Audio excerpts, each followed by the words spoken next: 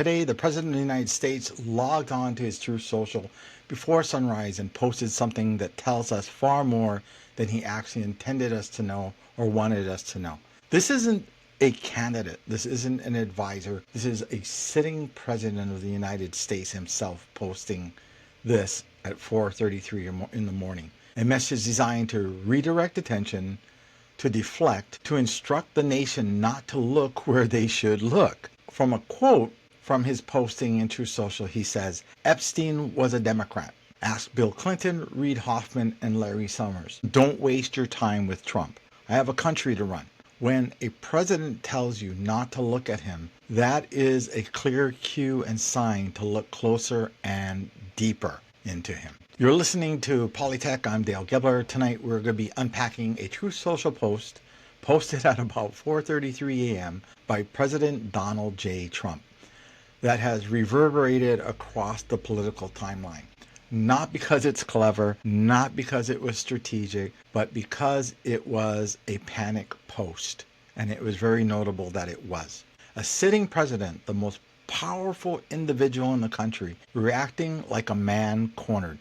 The post claimed Epstein's story is a dramatic Democratic hoax. That the Democrats are using a release of documents from the Epstein estate and a combination of DOJ documents to deflect from their own failings in their party. So let that sink in, and let me expand your mind a little bit. Just think about this. The Department of Justice released those documents. A bipartisan lawyer released the Epstein files to be viewed. His own Department of Justice, and yet the president frames it as a partisan attack against him. He calls Republicans weak for not protecting him. He reassigns Epstein's political identity, and he tells Americans not to waste their time with Trump. Look other places. This is not governance at all, and it's not leadership at all as well.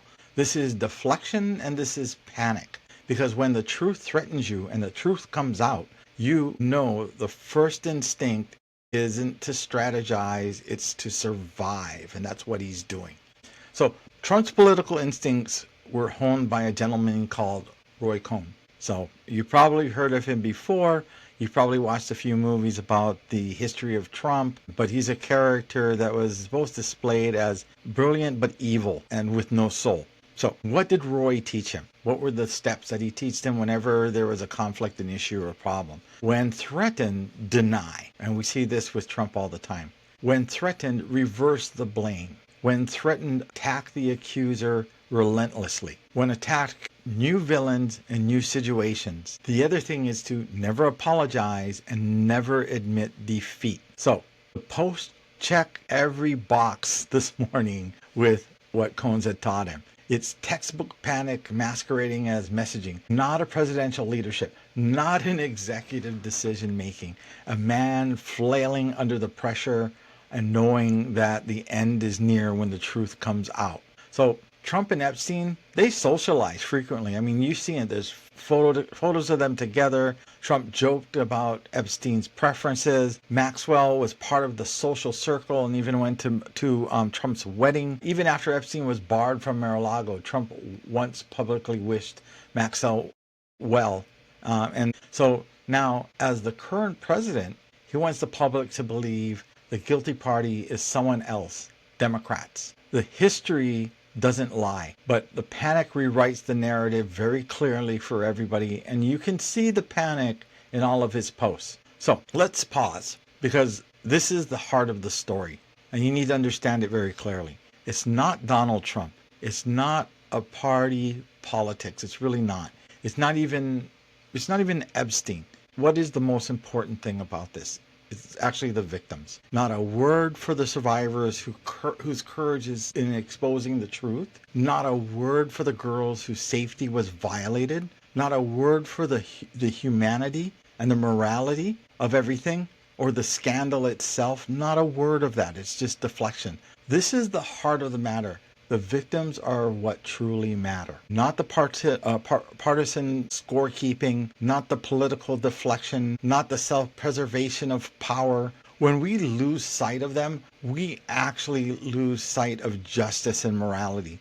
And that is why the moment is telling. It really is. Epstein wasn't aligned with any political party, as stated. He wasn't aligned with the Republicans. He wasn't aligned with the Democrats, because Epstein was an opportunistic parasite that took advantage of everybody that he met. He exploited access to wealth wherever it served him to the best. The claim that he is a Democrat is just another thing that Trump is throwing in there to sort of sidetrack everybody on what's going on. So, which brings us to a crucial question. If the truth were harmless, would he act like this? If the truth was harmless, would he be acting like this? Why wouldn't he just come out and say, hey, let's release everything, let's review it, let's get it out, let's start bringing people in? Because it doesn't matter if you're a Democrat, Republican, Independent. If you were involved with this, no matter who you are, what party, you need to pay the piper for what you did. That's as clear as day. This retaliation, however, reflects a man terrified that exposure is actually coming. And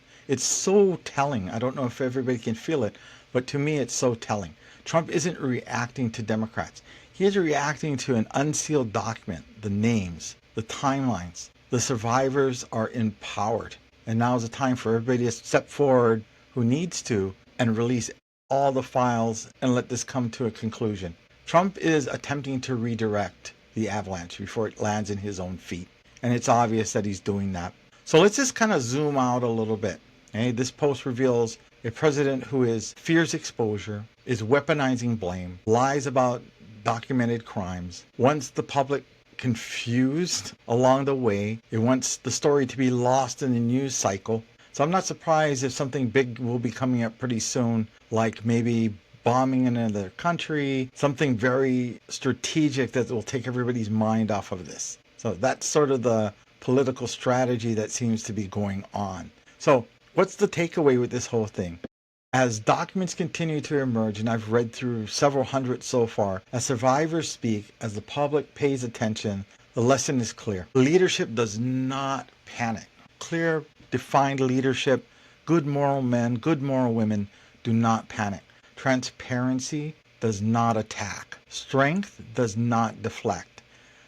This furious call to investigation for Democrats is not strength. It's fear. Fear from the highest office in the nation, and an office that should be setting a precedent for morality, leadership, and democracy, and it's not.